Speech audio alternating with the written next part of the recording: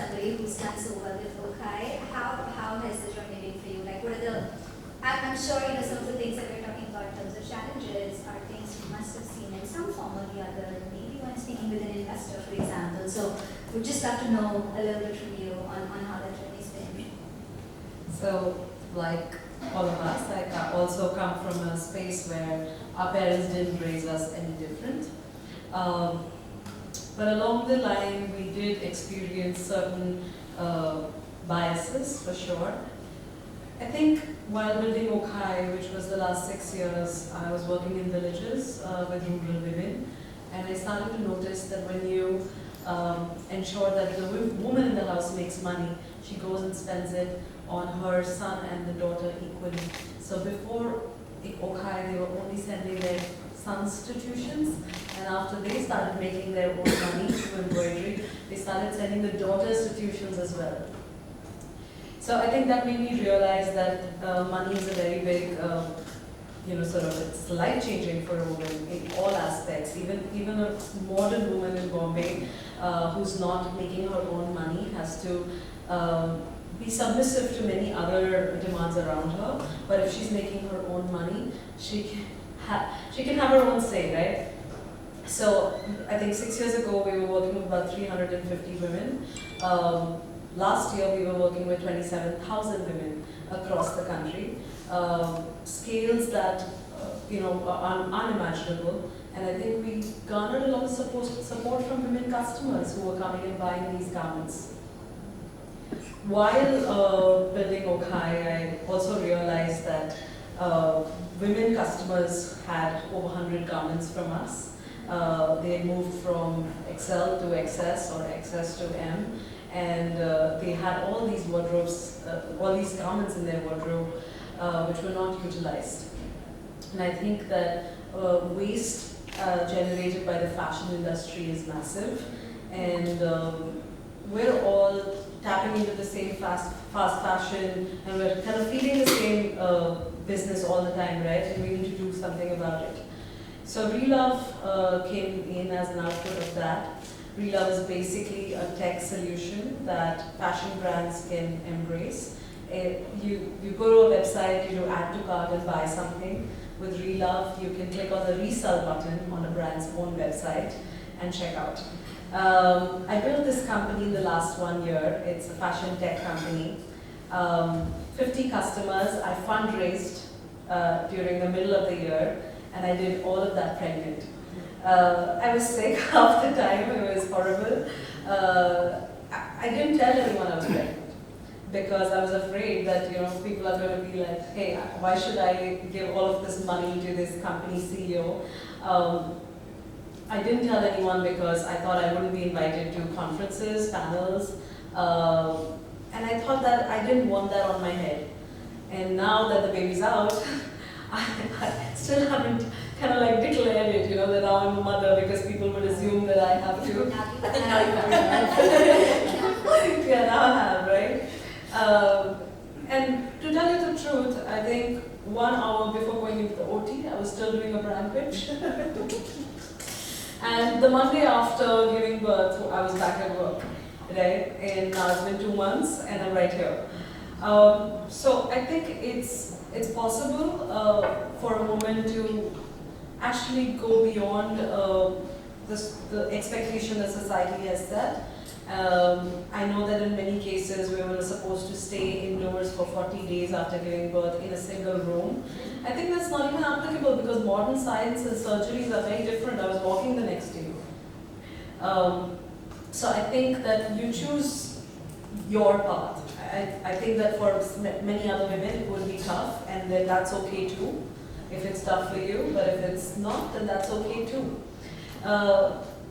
So I guess like the journey of building a company and a successful company in this state has really kind of taught me a lot, and I feel like you can trust other women with jobs a lot more now because I think I did it that way, and I understand that all they need is flexibility, which corporate India, it's tough to get, right? It's very tough to get that in a very corporate setting. Because you check in at 9, you're leaving at 7. If you're not there, you're missing for half an hour. What are you up to even?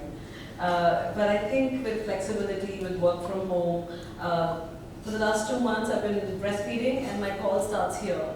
And somewhere here I'm on a very professional call and I'm wearing a shirt and a blazer and this baby's hanging right here. So yeah, that's my story.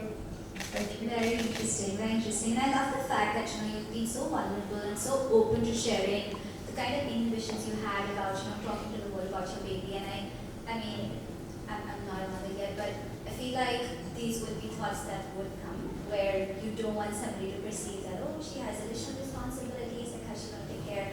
I remember back in the day I used to work with this agency and somebody asked me that, oh, we're looking at our resource planning and are you planning to get married? Like, is there going to be anything? And maybe the gentleman was talking just in terms of potential vacation leaves, but the way the question was put forward, it was like, okay, what is this guy asking? So I think that sensitivity across the board, whether it's with people you work with or for yourself to feel confident enough to take those decisions, it's hard, to say the least.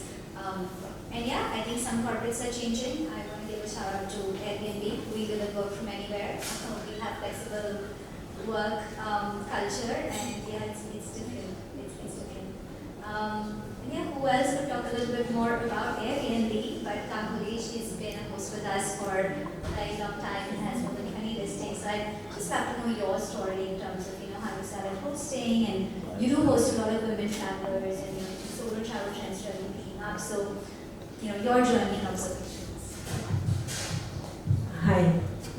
So to talk about my journey a little bit, I think I need to, how I got to Airbnb, I need to give you a little bit more background because I come from a generation where I didn't have too many opportunities. My parents actually thought that, this is the normal thing only to just get married and settle down and have children. And they did get me married, of course. And it took me a little while to figure out that I wasn't cut out for that. It wasn't what I really wanted. I needed to do much more. So it was only at the age of 30 that I started living my life. I went to study design at NIFT Delhi. Then I did my fashion design studies from there. I did my master's in fashion and textiles from England. And then I came back and worked. My first job was with J.J. Valaya. I worked with him. And then I went into a farm in Rajasthan, not far from Patani, in an organic farm. And I lived there and I became a farmer. I loved it because to me being close to earth and nature was very meaningful. I really enjoyed that part. Now while I was in Rajasthan, I was inspired by two women, very significant, who played a role and who still play a role in my life. One was a lady called Shumita Ghosh. She is the founder of the Urmul Trust. And there was another lady called Kavita Srivastav. She is the People Union civil liberties lawyer. She rescues women.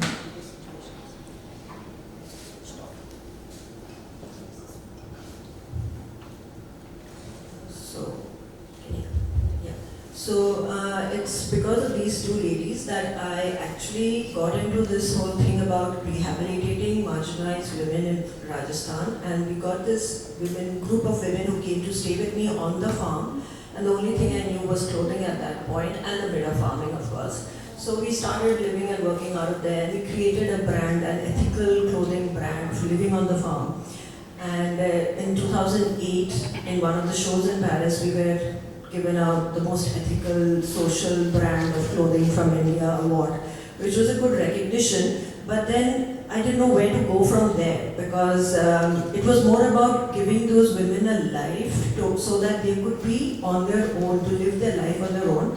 And slowly, one by one, each one of them started getting into a lot of them wanted to get married, so they got married or they found a suitable job. And it was at that point that I wanted to move on to something beyond that, and I came to Pondicherry. And once in Pondicherry, I fell in love with the architecture, the Franco-Tamil architecture of Pondicherry. And that is how my journey into restoration of old houses began. The designer in me now suddenly wanted to rebuild these houses. So I gave my 100% to that, and we started with the first building that we restored was in 2004. We started doing that, and then in 2015 2015, it was time for me to the second one, and that is when I started working with a woman contractor. And that was a very big challenge because this young girl, she really wanted to learn heritage construction, reconstruction. So it was a good team. We had lots of fun doing it. And at this point of time, I think we can say that we are a team in terms of restoration of old properties in Pondicherry. And then in 2014, we started People for Pondicherry's Heritage Movement because we wanted Pondicherry to become, retain its, not just its built architectural heritage, but also in every other aspect, because it's a very interesting kind of a global, because of Auroville, it has a very interesting global cultural mix. So we thought we really needed to showcase this in a better way. So that's how we started, and this year, right now, the 9th Heritage Festival is going on at the moment. And I think we've been kind of successful in creating that kind of desire in the people to hold on to something beautiful which is there from our past. So that is what my journey has been. Now, where did Airbnb come in all this? Is once I restored the first property, obviously what would I do? I mean, it was my home, I lived there, and I needed to open it up to guests, and that's when I went to Airbnb, because this was in 2013, and for me, it was a platform where I felt so safe, because as a single woman, to be able to host people without being apprehensive or nervous about it, the fact that I could review them as well they could